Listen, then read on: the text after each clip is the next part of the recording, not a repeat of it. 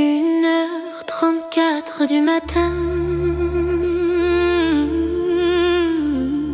moteur éteint, et moi à fixer une fenêtre, comme si l'amour allait s'allumer. Il m'a fallu 2 divorces pour comprendre.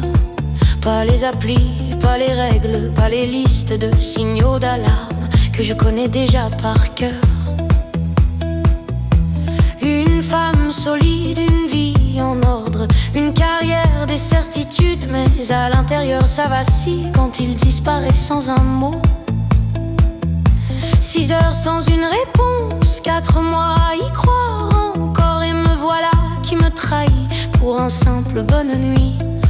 Je confonds le manque avec le feu, l'absence avec le désir. Quand ça fait mal, j'appelle ça mieux.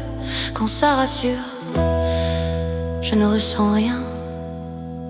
Ce n'était pas l'amour, c'était l'anxiété, des papillons faits de peur qui me faisaient trembler. Ce n'était pas l'amour, c'était courir après quelqu'un qui ne me choisissait qu'à moitié.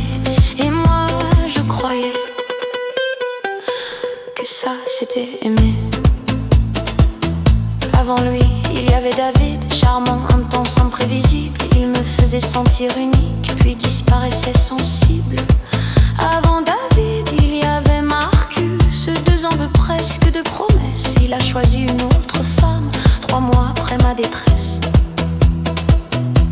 Les hommes gentils m'ennuyaient, les stables, les vrais, les présents. Mais donne-moi le chaud et le froid, et j'appelais ça brûlant. Je suis la cartésienne du groupe, celle qui conseille, celle qui sait.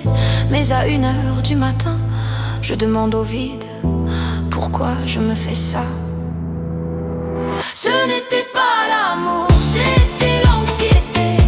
Un cœur en alerte qui voulait vibrer. Ce n'était pas l'amour, c'était survivre, à mériter l'attention, à supplier d'exister. Et moi, je croyais que ça c'était aimer. Je me croyais cassée, défectueuse, invisible aux hommes bien, irrésistible aux fantômes. Puis j'ai compris que mon corps confondait le chaos avec l'alchimie. Mon système nerveux avait appris le manque à appeler ça de l'amour depuis trop longtemps. Ce n'était pas moi le problème.